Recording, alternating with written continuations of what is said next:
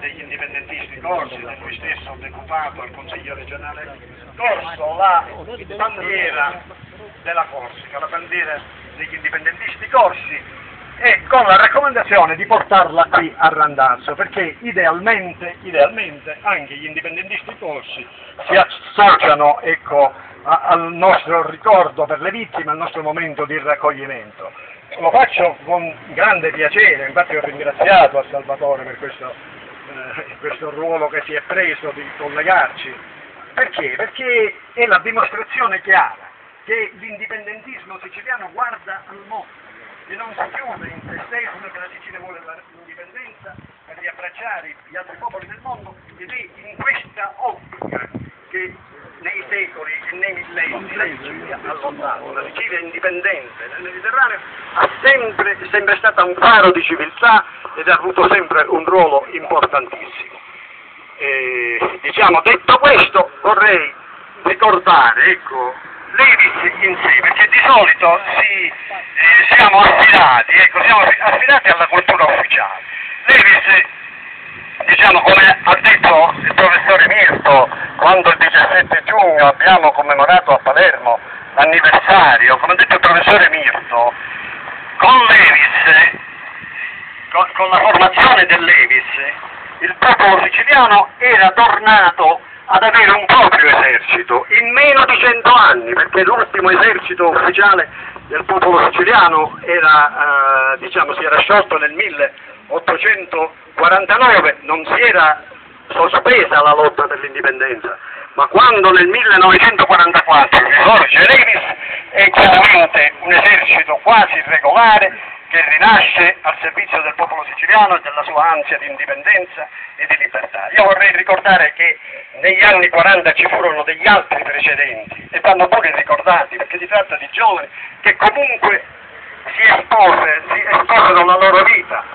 Ci furono dei campi, prima per i Cavalieri della Libertà e poi per i Caimani di Sicilia, che dovevano essere truppe di volontari siciliani che dovevano partecipare alla guerra di liberazione in Italia con proprie bandiere e con propri ufficiali. Questa iniziativa fu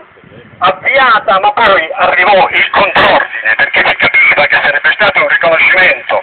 della nazione siciliana e i grandi stati europei, americani compresi, erano contrari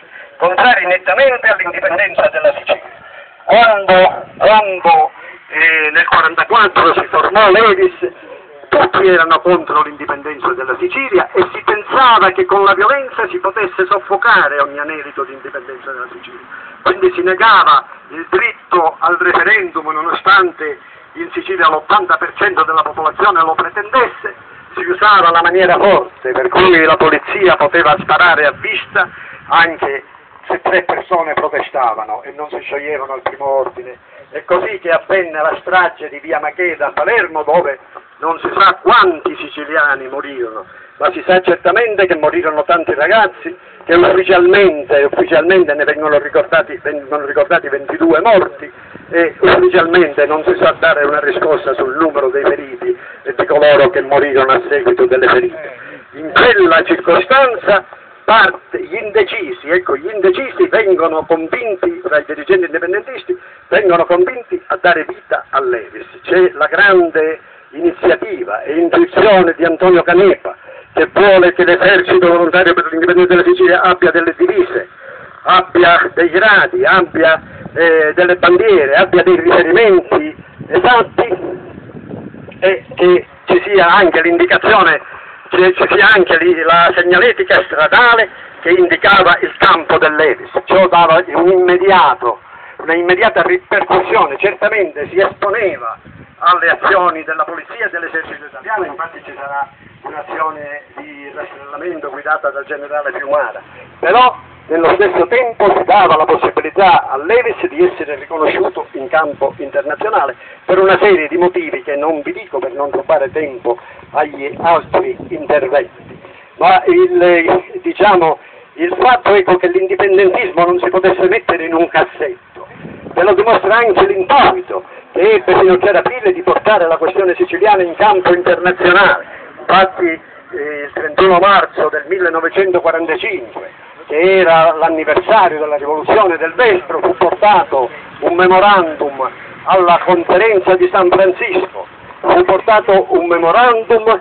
che aveva alle sue spalle non solo la mobilitazione del CIS, il Comitato per l'indipendenza della Sicilia, ma aveva la mobilitazione di tutto il popolo siciliano, delle donne, dei bambini, degli uomini, dei vecchi, dei giovani, di qualunque classe e ceto sociale, e aveva anche un esercito volontario per l'indipendenza della Sicilia che si sarebbe fatto conoscere col sacrificio dei suoi capi. Noi sappiamo quale letteratura ci sia in proposito, noi sappiamo quali polemiche ci sono in proposito, ma certo è che Canepa, che poteva avere tanti sbocchi di carriera e professionali, Canepa venne in Sicilia per combattere al fianco del popolo siciliano, Canepa venne in Sicilia a rischiare la morte perché non voleva che l'esercito volontario per l'indipendenza della Sicilia fosse stragista o terrorista, voleva un esercito popolare alla luce del sole, e sottoscrisse con la sua stessa morte e con quella